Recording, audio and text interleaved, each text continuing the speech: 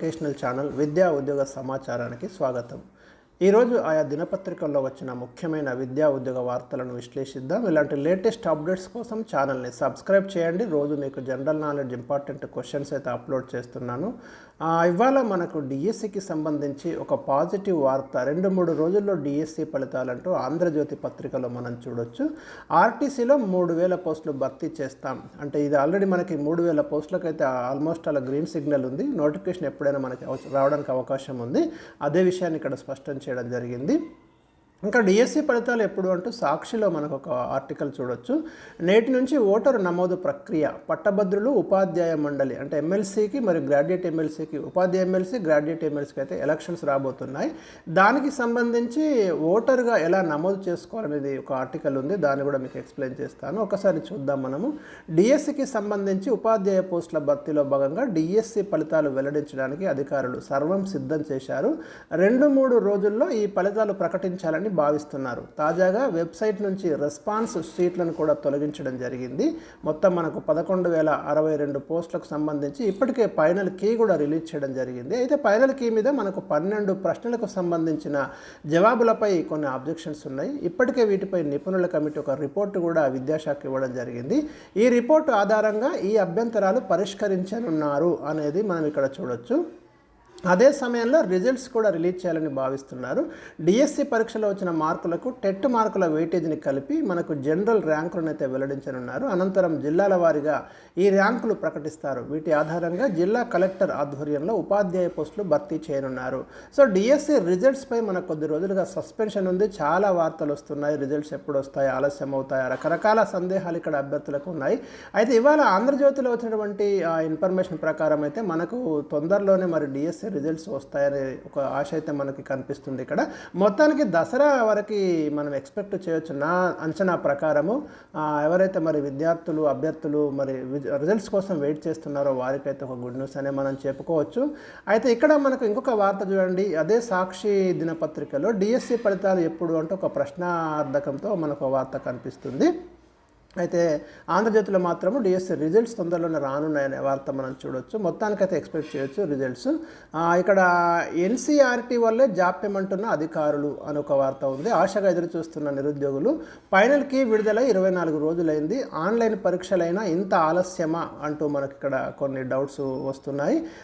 మనకి మొత్తానికి ఇక్కడ ప్రాథమిక కీని అయితే ఆగస్టు 13 ఇచ్చిండ్రు. ఆగస్టు 20 వరకు అక్కడ అభ్యంతరాలు తీసుకున్నారు. దాదాపు 28,000 అభ్యంతరాలు వచ్చినాయి. వీటన్నిటిని తీసుకొని సెప్టెంబర్ 6న ఫైనల్కి ఇచ్చిండ్రు. ఫైనల్ కీలో కూడా తప్పులు ఉన్నాయని కొన్ని జిల్లాల్లో అభ్యర్థులు ఆధారాలతో సహా కంప్లైంట్ ఇచ్చిండ్రు. వీటిపై ఎస్సీఆర్టీ కార్యాలయంలో రివ్యూ చేసిండ్రు.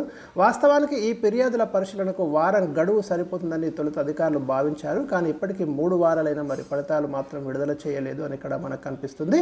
ఇక డిఎస్సి ఫలితాలు విడుదల చేయాలని పరీక్ష రాసిన అభ్యర్థులు ప్రతిరోజు డిఎస్సి కార్యాలయం చుట్టూ వాళ్ళు తిరుగుతున్నారు. మరి జాప్యానికి కారణాలు ఏంటి అని అధికారులు కూడా చెప్పడం లేదని ఇక్కడ అభ్యర్థులు అయితే ఆరోపణ. డిఎస్సి జనరల్ ర్యాంకింగ్ జాబితాలు విడుదల చేస్తేనే ఈ రిక్రూట్మెంట్ ప్రాసెస్ అనేది మనకి ముందు కదులుతుంది. దాని తర్వాత 33 జిల్లాలలో సర్టిఫికెట్ వెరిఫికేషన్ చేయాల్సి ఉంటుంది. ఆ తర్వాత ఒక్కో పోస్టుకు 3 చొప్పున జాబితాను జిల్లా సెలక్షన్ కమిటీలకు రాష్ట్ర విద్యాశాఖ నుంచి వెళ్తాయి. ఈ మొత్తం ప్రక్రియకు కనీసం మనకి 3 నెలల సమయం పడుతుంది అనేది ఇక్కడ మనం చూడొచ్చు.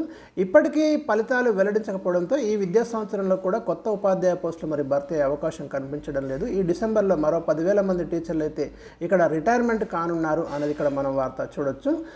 ఉన్న ఖాళీలు భర్తీ చేయకపోవడం, మళ్ళీ ఖాళీలు ఏర్పడడంతో మరి ప్రభుత్వ స్కూళ్ళలో బోధన ఎట్లా అనేది ఇక్కడ ఈ ఆర్టికల్లో మనం ఇక్కడ చూడొచ్చు.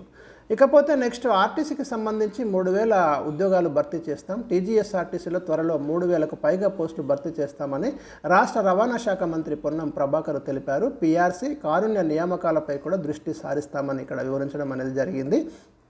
సో నెక్స్ట్ మనం ఆర్టీసీ నుంచి ఒక నోటిఫికేషన్ అయితే డెఫినెట్గా ఎక్స్పెక్ట్ చేయొచ్చు. అదేవిధంగా ఇంకొక లాస్ట్ వార్త మనకు నేటి నుంచి ఓటరు నమోదు ప్రక్రియ. ఎవరైతే మరి అటు ఉపాధ్యాయ ఎమ్మెల్సీ, ఇటు గ్రాడ్యుయేట్ ఎమ్మెల్సీ కోసము మీరు ఓటరుగా ఖచ్చితంగా కొత్తగా నమోదు చేసుకోవాలని చెప్తున్నారు.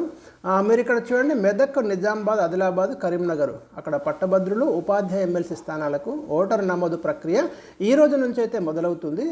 మనకి 30 సెప్టెంబర్ నుంచి ఈ 4 ఉమ్మడి జిల్లాల పరిధిలో మొత్తం మనకు 15 కొత్త జిల్లాలు ఉన్నాయి. కేంద్ర ఎన్నికల సంఘం ఆదేశాలతో ఇప్పటికే కలెక్టర్లు నమోదుకు అవసరమైన ఏర్పాట్లు అయితే పూర్తి చేసిండ్రు.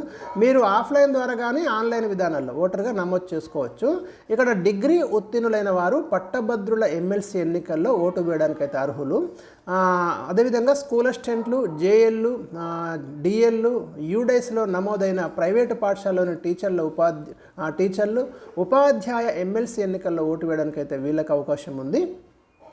ఇక్కడ దాదాపు 5 ఏళ్ల కిందట ఈ 2 ఎమ్మెల్సీ స్థానాలకు ఓటు వేసిన వారంతా మళ్ళీ కొత్తగా ఓటర్గా నమోదు చేసుకోవాలి. ఇది ఇక్కడ కీలకమైన పాయింట్ అండి.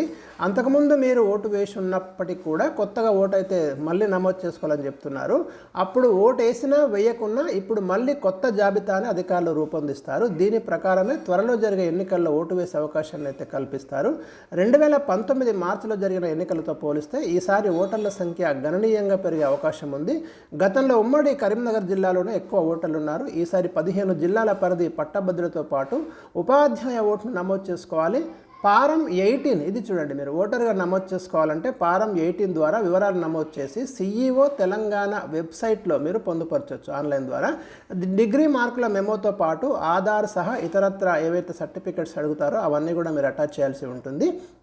లేదా ఆఫ్లైన్లో పత్రాలను తహసీల్దార్ కార్యాలయంలో కూడా అందజేయవచ్చు. మీరు 2021 నవంబర్లోగా డిగ్రీ పూర్తి చేసిన వారు పట్టభద్రుల స్థానానికి ఓటు నమోదు చేసుకోవచ్చు. ఇది ఇక్కడ ముఖ్యమైన పాయింట్. ఇది 2021 నవంబర్ లోపు మీరు కనుక డిగ్రీ పూర్తి చేసి ఉంటే గ్రాడ్యుయేట్ ఎమ్మెల్సీలో మీరు ఓటర్గా నమోదు చేసుకోవడానికి అయితే ఎలిజిబిలిటీ ఉంది.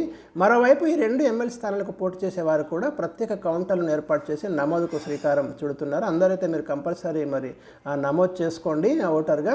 సెప్టెంబర్ 30 నుంచి నవంబర్ 6 వరకు ఇక్కడ ఓటరు నమోదు ప్రక్రియ అనేది కొనసాగుతుంది.